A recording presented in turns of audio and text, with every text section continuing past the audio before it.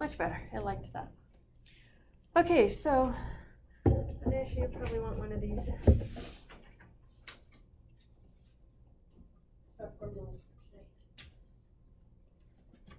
Section 7.1 begins on page 364 in your textbook. We're talking geometry, specifically Euclidean geometry. There's more than one type of geometry out there. Euclidean geometry is a geometry that's based off of a flat surface or a three-dimensional region like what we deal with.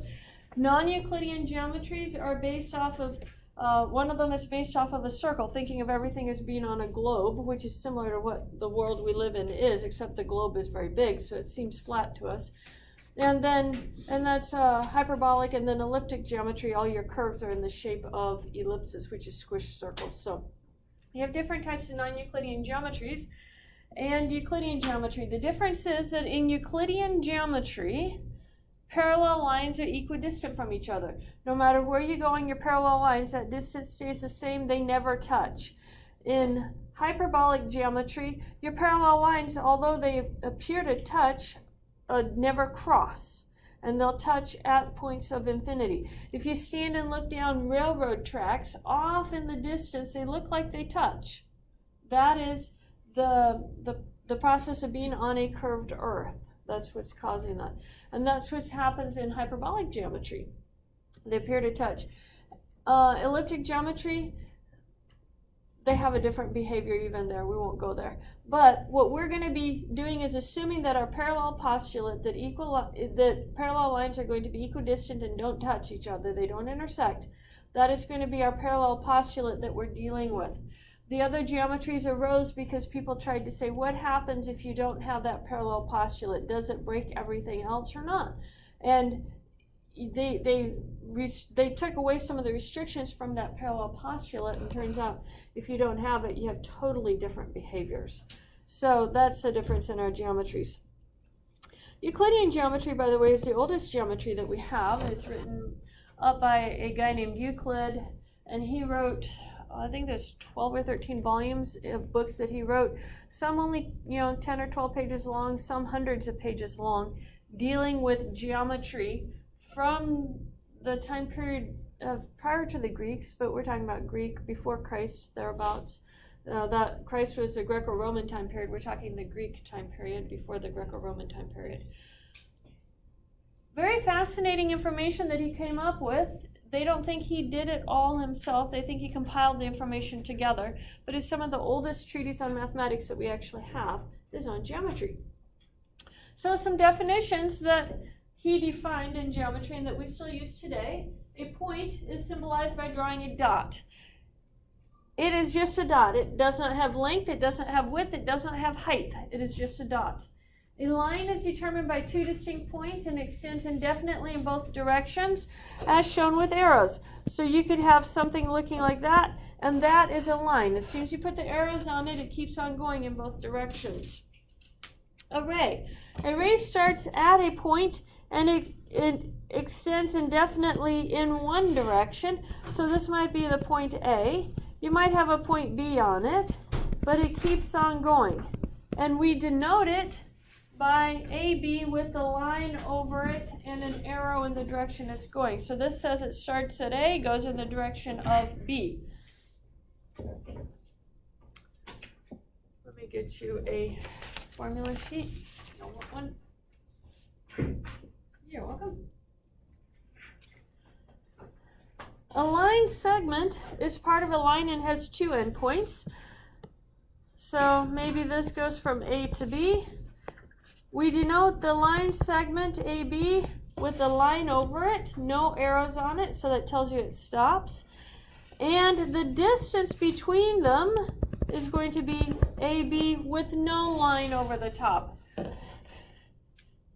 That is a convention this book is going to use for distance. Some books will use a D and they'll put it in parentheses. So that notation for distance is not the same in all the books, but that's the convention we're going to use in this book. Parallel lines are lines which never intersect.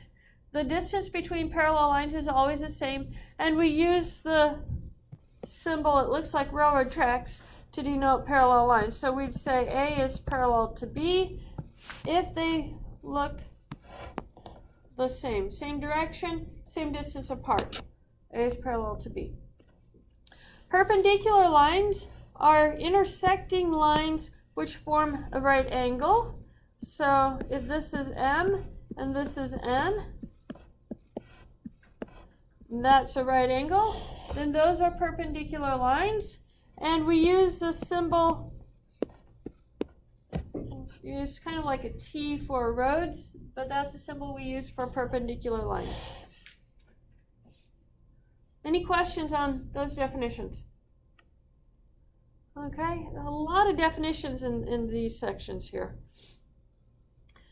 These should all be what you have on the papers because I typed them up in here and then I copied them into a document to print for you guys. So it should be essentially the same wording and everything that you have on your papers except for my little notations today. Let's look at an example. Given m times n equals 14 millimeters. So this right here, this is m, this is n. So this is going to be 14 millimeters. N to O is 17 millimeters. And O to P, here's P, is 15 millimeters. Find the distance M to P. How would you find that distance? Add them all up. 14 plus 17 plus 15. I would have done a lot better if I had lined them up this way, so I will. 75 is 12 and 4 is 16. So 46 millimeters. Okay. Add them up to find your distance. We've done that. You guys saw all kinds of problems like that when you were in geometry in high school or elementary school. You guys get to try one. One thing, my graphing software doesn't let me put the dots on there that are visible. So I have to put those on for you guys afterwards. Make sure your names are on your paper when you hand it in.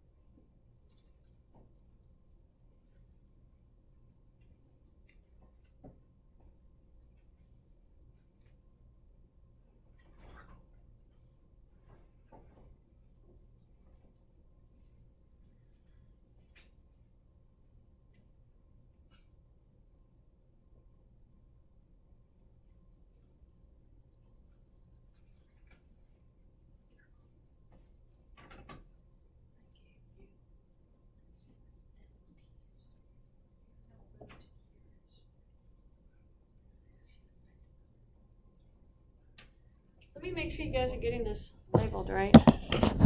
Notice I tell you that this right here is 14, this is 12, and then I said that MP is 30. And I want you to find this one.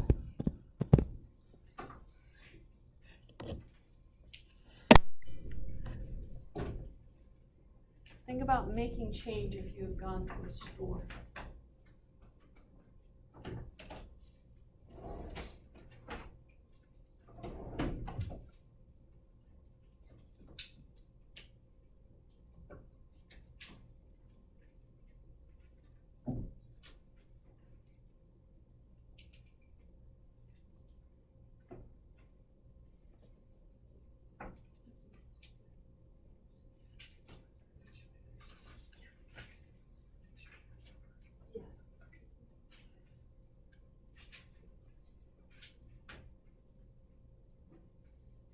make sure you compare your answers with your friends, guys.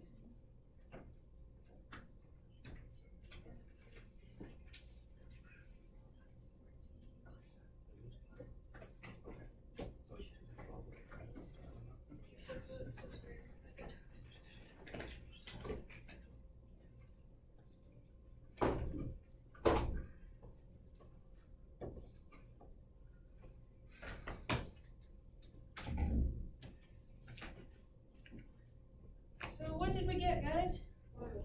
4. 4 what? Millimeters. You do need to put units on these. Units are part of your answers.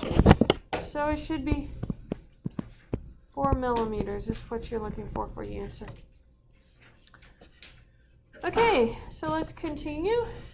It says x, y, z are all points on a line L. Given x, y is equal to 9 meters and x, z is twice x, y, find y, z. So here's my line L. Here's going to be x. Here's going to be y. And here's going to be z. And it says x, y is going to be 9 meters. X, z is twice y, z. Oh, I can't draw that. So this is going to be 2yz. Find yz. Well, if yz, if I call this x, then this will be 2x, right? So I have, Someone said what? Who said what? Any question on it? Watch carefully what's going to happen.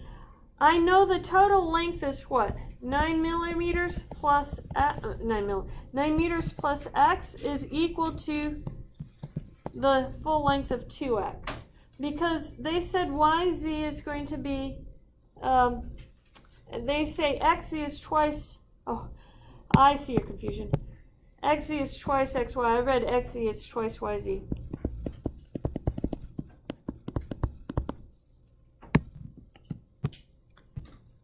What is xy? 9. So what is twice of 9?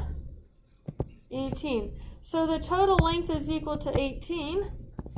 How do I solve that for x? Subtract our 9 meters. And how many meters do we have? 9 meters. So that means that yz, which is our x, is equal to 9 meters. Draw yourselves pictures. Hopefully you read the letters, right? XY is not the same as YZ. And you'll get the right answers. So draw yourself pictures. You're going to be doing arithmetic on these, or a little bit of algebra. Label the unknown places with variables, A, B, C, X, Y, Z, that type of thing, and solve your equations. You're going to have equations for these. Any questions on that? Okay. Starting with angles then. An angle is formed by two rays with the same endpoint. The vertex of the angle is a point at which the two rays meet. The rays are called sides of the angle, and we use the notation angle ABC to denote the angle which has A and C as points on the sides of the angle and B as a vertex. So maybe this has an A up here, the B is right here, and C is right here. So that would be ABC. I could also have put A down here and C up here. It doesn't matter. It's just A and C are on the sides and B is at the vertex. The middle letter is always at the vertex. Says an angle is measured either in degrees or radians. We're going to be choosing degrees for our book. Degrees. As far as degrees are concerned, there are 360 degrees in a circle, 180 degrees in a straight line, and 90 degrees in a right angle. And as far as I know today, no one knows why there are 360 degrees in a circle, why there are 180 degrees in a straight line, and why there is 90 degrees in a right angle. That was predetermined hundreds of years ago, and no one wrote the reason down. As best as they can tell, it's most probably correlated with the distance someone travels in a single day on a horse. That is about as best as they can figure it out. I don't know. Some people speculate that this might actually date back to Babylonian time periods when everything was in powers of 60. Babylonian numbers have 60 digits, single digit numbers. So they think maybe it goes back to that. Some people speculate that it has something to do with 12, and 12 has some properties that people really liked a few hundred years ago because there are all multiples of 12 in there. I don't know. We have no concrete reason for this, so do like I did and memorize it. 360 degrees in a circle, 180 degrees in a straight line, and 90 degrees in a right angle. Types of angles. Complementary angles are two angles are said to be complementary if the sum of the measures of each angle is 90 degrees. Does the angle sum add up to 90 degrees? That's complementary. If it adds up to 180 degrees, we call it supplementary. An acute angle is an angle whose measure is less than 90 degrees. Acute, think small.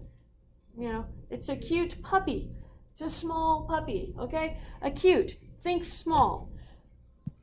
Obtuse. When you think of something obtuse, you think of a big bulky box that you have to carry and it doesn't quite fit through the doorway. Obtuse, big. Obtuse is big. Angles between 90 and 180 degrees are obtuse angles. Adjacent angles are angles that are lying in the same plane and they share a common vertex and a common side. So if I look at this angle right here and I draw another one, these two, angle A and angle B, are going to be adjacent angles because they share a common side and a vertex. Adjacent angles. Vertical angles are two non-adjacent angles that come from intersecting two non-parallel lines. And vertical angles are going to have the same measure. So that's something we need to know. A bunch of definitions for angles. Let's use them. Assume that angle C is 44 degrees, angle D is 100 degrees, angle E is 80, and angle F is 46. Which of these angles are acute? C, E, and F, right? Not D. D is 100. Yep. Acute is less than 90. Yep. Which of the angles are obtuse? Yeah, bigger than 90, smaller than 180. So angle D is obtuse. Which of them are right angles? None. I didn't put any right angles on this one. Which of the angles are straight angles? That would be 180 degrees. None. Which of the angles are complementary angles? C and F.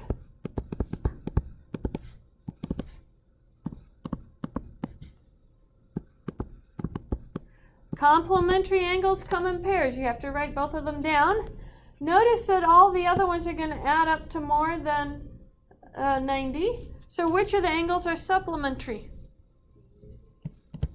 Angle D and angle E is equal to 180 degrees. So angle D and angle E are supplementary.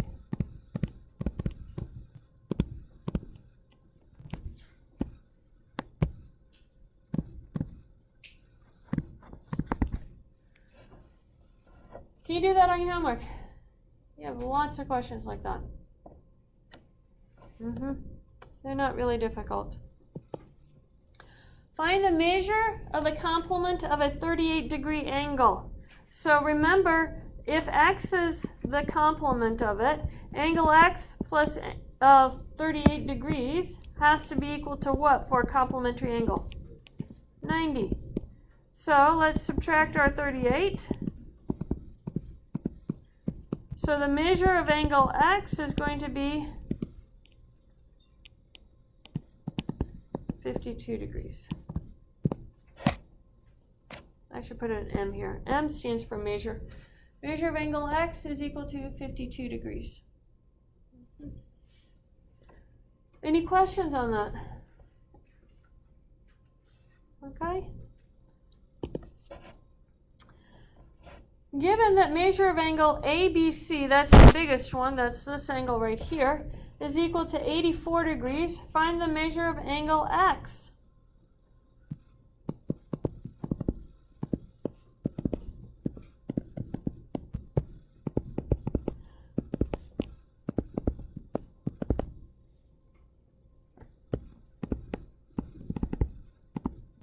I have to have information about the measure of angle y. I forgot to write that one down. We're going to say y is going to be equal to, I don't know, that looks like about 45 degrees. So we'll put that on there. So I'm going to plug that in for measure of angle y.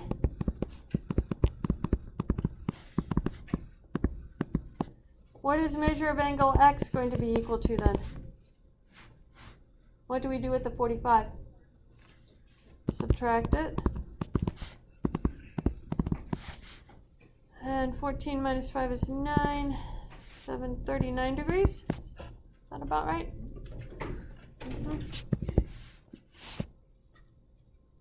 Now I could have done this problem like this right here. I could have said measure of angle x is equal to measure of angle y. Find the measure of angle x. If I know that the measure of angle ABC is equal to 84 degrees.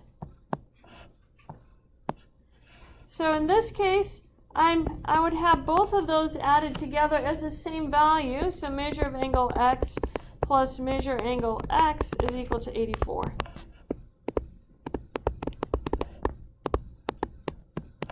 So then that would say the measure of angle x is going to be 84 over 2, which is 42 degrees. Draw a picture, label your picture, decide whether you have to add or subtract to get your answer. But if you draw the picture, you'll be able to do the problem. If you don't draw the picture, you probably will get stumped. Or you'll do something wrong.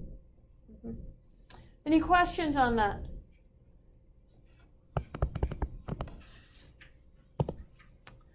Okay, you get to try one. This is going, I have to give this an angle over here.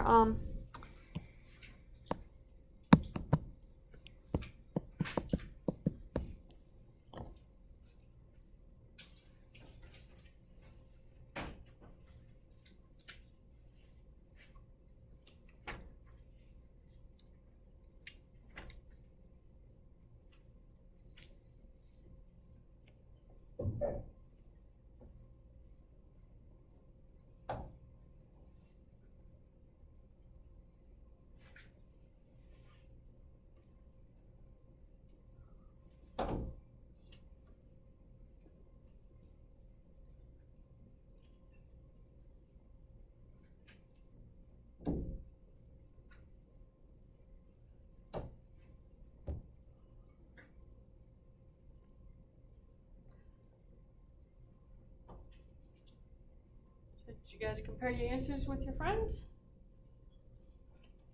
Your friends don't have their answers yet.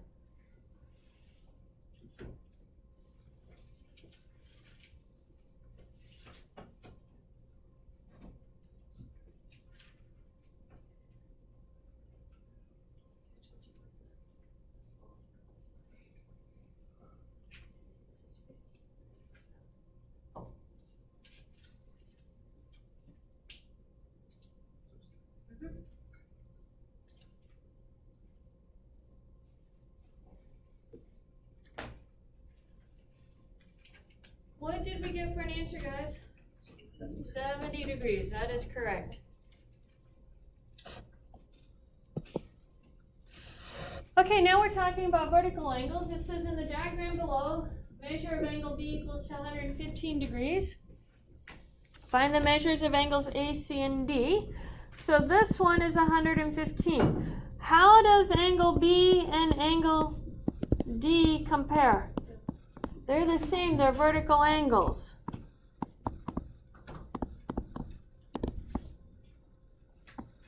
So then what does that tell you that measure of angle D is going to be equal to? 115 degrees. Now, what's the relationship between angle A and angle B? They are supplementary, they are 180 degrees. And I know that measure of angle B is 115.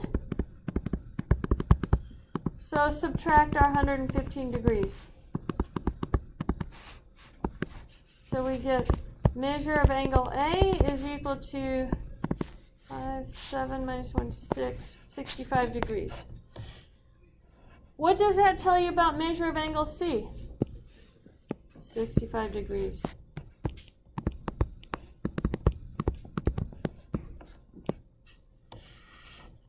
Can you do that on your homework? I'm going to give you one like that on the quiz question on Wednesday. Can we do that on the quiz? Okay, angles determined by parallel lines. If you have the parallel lines M and N cut by a transversal T, then you have angles right here. This angle 1 and this angle 7 are called alternate exterior angles. Angle 2 and angle 8 are alternate exterior angles. Okay, opposite side of the transversal on the outside of the parallel lines, alternate exterior angles. Alternate interior angles are going to be angles 4 and 6, angles 3 and 5.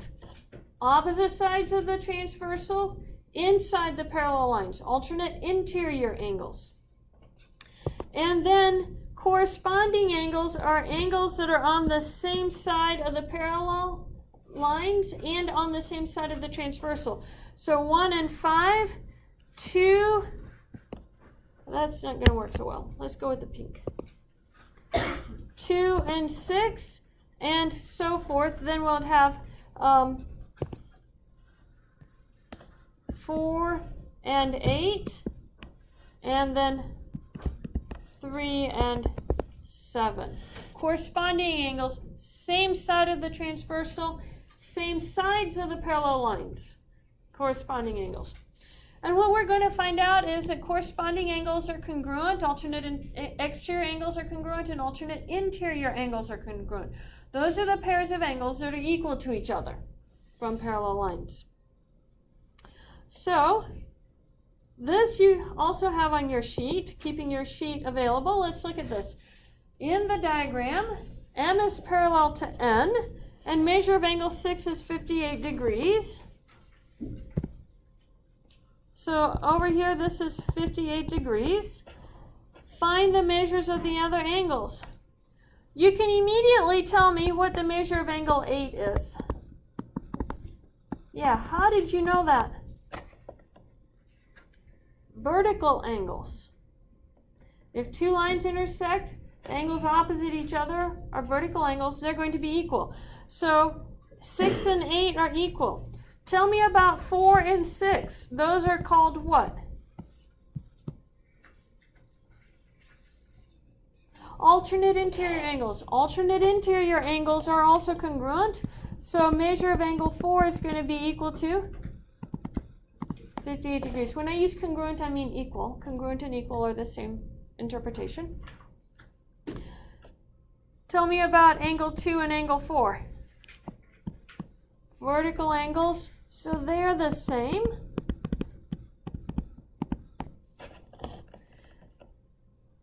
I think we've gotten all of our angles that we can get from 6. Now let's look at 1 and 2 right here. What kind of angles are angle 1 and 2? Supplementary. They have to add up to be 180. So measure angle 1 plus measure of angle 2 is equal to 180 degrees. What was measure of angle 2? 58. So let's subtract our 58 degrees. We have measure angle 1 is equal to 122 degrees. I didn't exactly draw this very well, but oh well. Not drawn to scale. I reuse these pictures a lot. Measure of angle 1 is 122 degrees. What do you know about measure of angle 1 and measure of angle 3? Angle 1 and angle 3 are what kind of angles? Vertical angles. And vertical angles are equal, so measure of angle 3, 122 degrees. What do you know about angle 3 and angle 5? Alternate interior. Alternate interior angles are also equal. So angle 5 is 122 degrees. Tell me about angle 5 and angle 7. What kind of angles are they? Vertical angles. Vertical angles are equal, so that's 122 degrees. You see, when you have parallel lines, your angle measures are going to be one of two values. Parallel lines cut by transversals give you angle measures of one of two values. If you know one of the values, you can definitely find the other value. And then you just pair them up. Any questions on that? Okay. Triangles.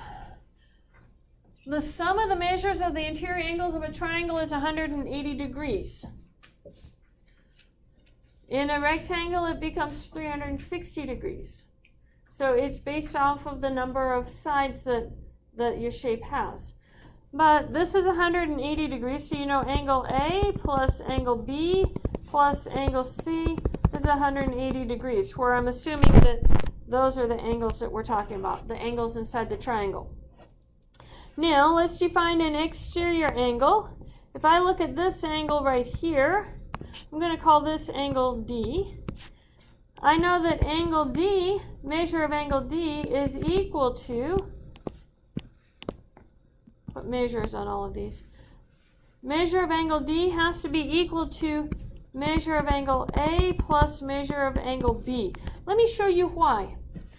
If the sum of all your angles in your triangle is equal to 180 degrees,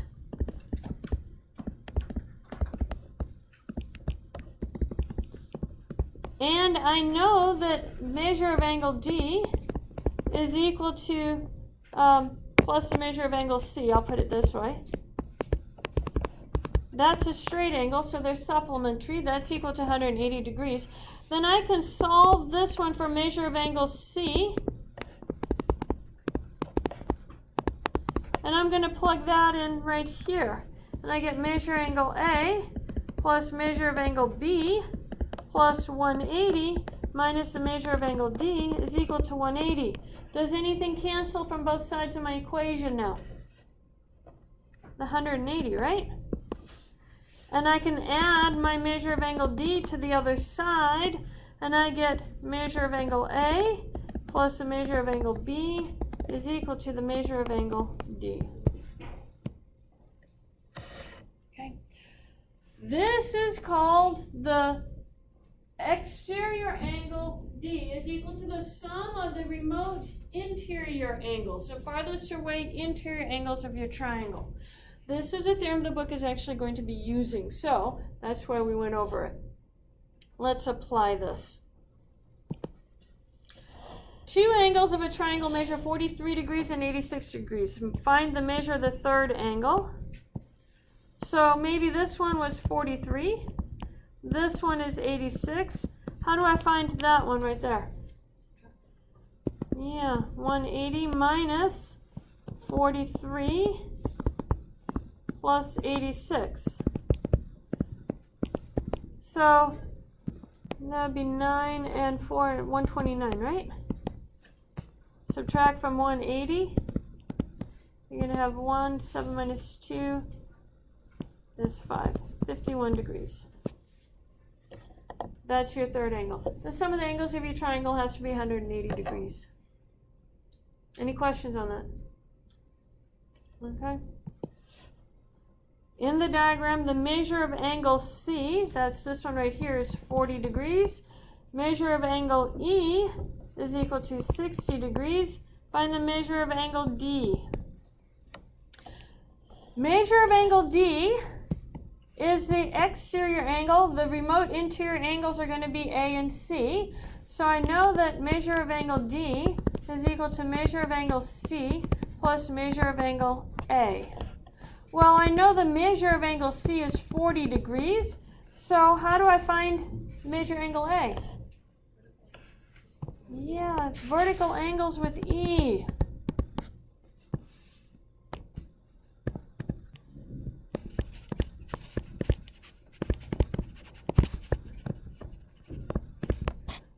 Now add them together. What is 40 plus 60?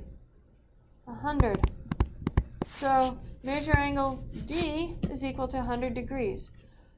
Exterior angle is equal to the sum of the remote interior angles of your triangle. Any questions on that? Question?